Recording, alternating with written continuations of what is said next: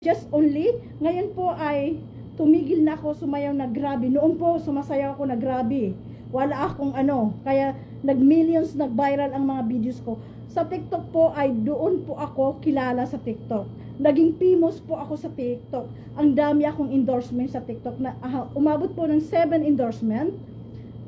Nakapira din ako sa TikTok. Alhamdulillah, doon po ako daming endorsement nakuha ko sa nakilala po ako patung na Catwoman. Alam ba ninyo yung Catwoman? Ganito. Kasi yung uso ngayon na Catwoman, ganito ba, di ba? Yung, doon po, ang anak ko po, nag-viral po yung gumanon ako sa TikTok. Ako po ang unang-una gumawa sa mga Saudiya na gumanon. Kaya doon po ako kilala sa TikTok. Dito po hindi ako kilala sa TikTok, okay? Dito po sa real, hindi ako kilala. Kaso lang po, sinipagan ko lang mag-upload, upload, yun lang po. Kasi sa totoo lang, marami pong ayaw sa akin dito, okay? But I don't care. Ganito po ang media. But din sa TikTok po, ay marami din ayaw sa akin. Ngayon po, unti-unti nila namamahal, napapapamahal sila sa akin. Kasi noong pumunta po ako 3 days ago, pumunta po ako sa Jeddah, malaking mall dito sa Saudi Arabia with my husband, okay? We bought abaya kasi mahilig po ako ng abaya.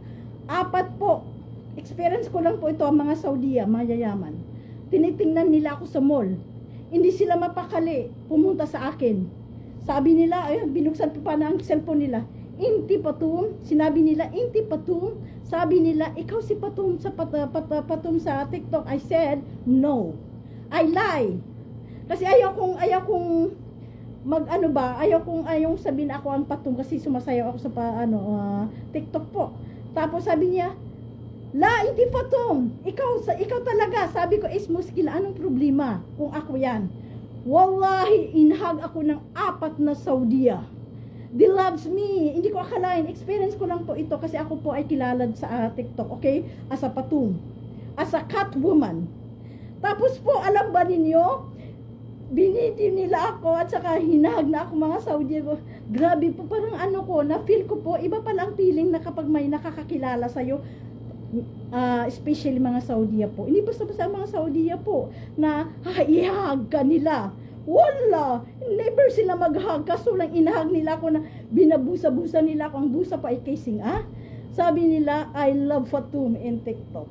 Kaso lang po, ang nose kila sa'yo ay ang daming lalaki na i-in love sa'yo at ang daming babae ayaw sa'yo. Yun lang po.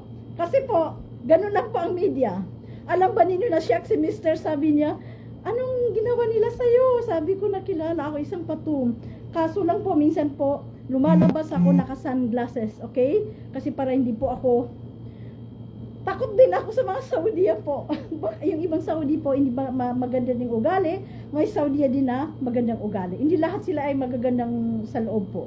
Yun po, na-experience ko po na grabe pala, iba pala kapag may nag-well known ka po sa TikTok. Dito po sa Reals wala po akong hindi po ako sikat. Doon po sa TikTok yun po. Doon ako nakilala sa TikTok.